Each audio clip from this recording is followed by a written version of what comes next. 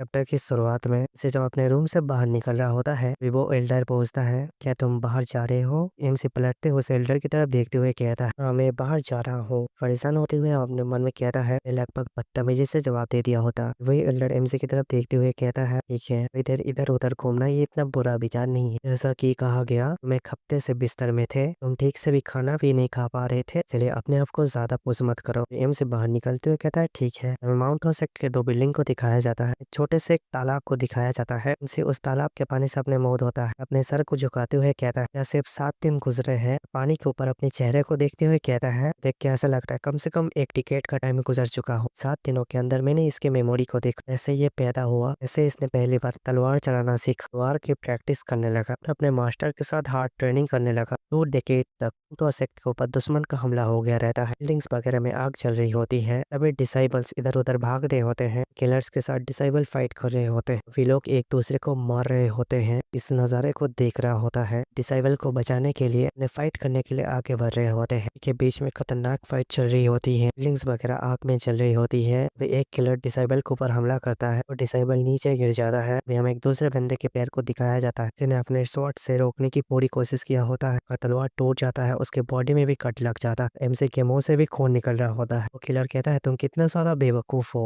अभी के time MC गुस्से में कहता है, इतनी वीक बॉडी के साथ पहले अपने आप को प्रोटेक्ट करना चाहिए था। अपने इंजरीज के ऊपर हाथ रखते हुए कहता कि वो इस इंजरीज की वजह से मर गया। उसी ब्रेसलेट के बारे में याद करते हुए अपने मन में कहता, वो रोशनी जरूर प्लम बॉसम स्पीड बीट से आई होगी, पर मैं ही क्यों? पानी के ऊपर अपने फेस को देखते हुए कहता है, पर मैंने उसकी जगह क्यों ली? योंजे ने क्यों नहीं ली? अगर यही मेरी किस्मत है। सांस छोड़ने के बाद वहां से खड़े होते हुए अपने मन में कहता है, वन तो ये बात सच ना हो, लेकिन ये भी सच है, जिंदगी का एक और मौका दिया गया है, बस इस मौके को वैसे ही नहीं भी गवा सकता। सीरियस होते हुए गुस्से में कहता है, वो कमीना बास्टर्ड, जरूर उसे ढूंढ के उसके टीम के टुकड़े टुकड़े कर दूं। मार्क्समैन के बारे में याद करते हुए कहता है, वो जरूर बैक नाइट पैलेस के ज्यादा ताकतवर है। अगर मैं इंजर्ड भी ना होता, मैं जरूर उसके हाथों मर जाता। इसका मतलब है उसे हराने के लिए, एक चांस पाने के लिए एमसी सीढ़ियों के ऊपर चढ़ते हुए अपने मन में कहता है कि अपने पहले वाले से ही ज्यादा ताकतवर बनना होगा। एमसी एक रूम के अंदर आ जाता है, अपने पुराने दोस्त के बारे में याद करते हुए कहता है, इस मेरे डिसाइबल का ख्याल रखना।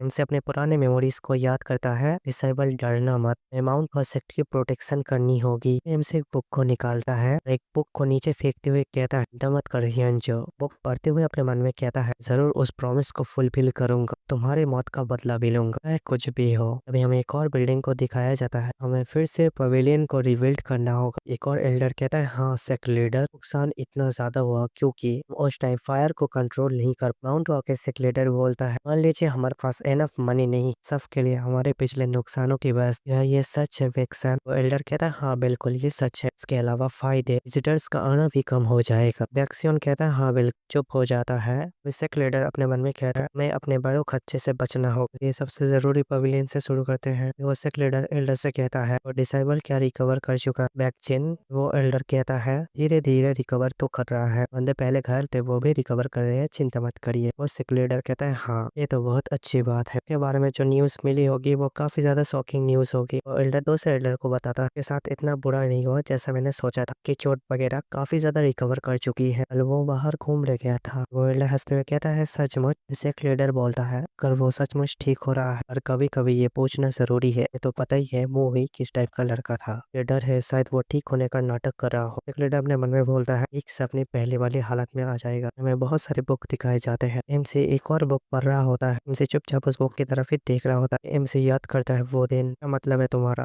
माउंट हॉसेक्ट डिसाइबल, दो बंदे सामने फाइट कर रहे होते हैं, इसके बारे में क्या सोचते हो? एमसी इसकी तरफ देखते हुए कहता है, यूजलेस। बिल्कुल सही कहा, माउंट हॉसेक्ट जो है धीरे धीरे पीछे जा रहा है। वो लोग ये कहते हैं, शॉर्ट टेक्निक को बल, यही उनका लिमिट है। प्लम बॉसम खेलने का एहसास दिलाती है, वो लोग ये सोच के खुद को धोखा देती है, ये टेक्निक परफेक्शन को प्राप्त कर चुकी है। मुझे यकीन है तुम इस बात को अच्छे से समझते हो, अपनी गलतियों को ढूंढ पाने नए पाथवे नहीं चल सकते, लोगों का फ्यूचर तो एमसी कहता है डाउनफॉल खाया जाता है। तुम बिल्कुल सही कह रहे हो, दस्ती से बदलाव करने का कोई फायदा नहीं है। अगर मैं तुम्हारी जगह होता तो मैं जबरदस्ती बदलाव लेने की कोशिश करता। तुम्हारे पास कोई दूसरा प्लान है? हमें प्लम बॉसम ट्री को दिखाया जाता है, एमसी का वही दोस्त भी पीछे घूमते हुए कहते हैं दिखाना ही होगा, क्योंकि प्लम बॉसम शॉट टेक वो टारगेट नहीं हाई लेवल तक जहाँ तक वो पहुंच सकते हैं। उनसे सीरियस होते हुए कहता है क्या इसलिए तुमने अपनी स्वॉट बढ़ाने का प्रॉमिस किया और फ्यूचर में उनसे मुकाबला करने का प्लान किया। वे हमसे अपने मन में कह रहा है मैंने माउंट सेक्ट के डिसाइबल को पहली बार देखा, मुझे ये लगा इस प्रॉब्लम की गहराई में एक रेपुटेड सेक्ट के हिसाब से अगले 100 सालों के अंदर उन्हें कोई टैलेंट को नहीं लाया।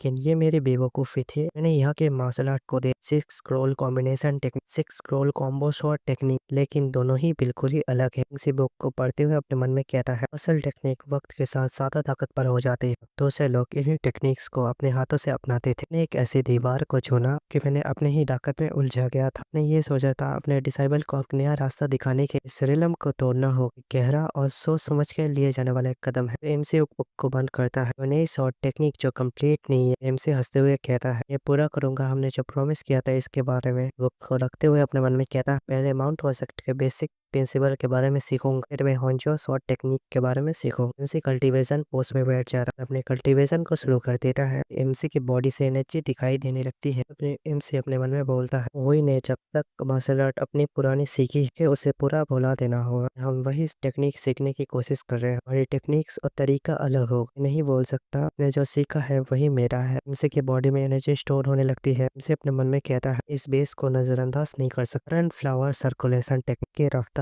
गोट्स आर्ट से बेहतर है। अपने पिछली लाइफ में सिर्फ अपने काम को आसान बनाने के लिए ध्यान दिया, हमेशा अपने लिए नए नए टेक्निक्स का यूज करता था। एमसी मुस्कुराते हुए बोलता है ठुआ के टेक्निक्स अलग है, इसलिए अगर मुझे कुछ नया सीखने मिले था। फैंटम सॉसमैन टोहोंग की जिंदगी सिर्फ तलवार के बारे में चिंता करता था। एमसी को बहुत सारा पसीना आने लगता है, ये मेरी जिंदगी है मोही। इस यहीं पे ये चैप्टर खत्म करता हूँ। उम्मीद है आपको ये एपिसोड भी पसंद आया हो।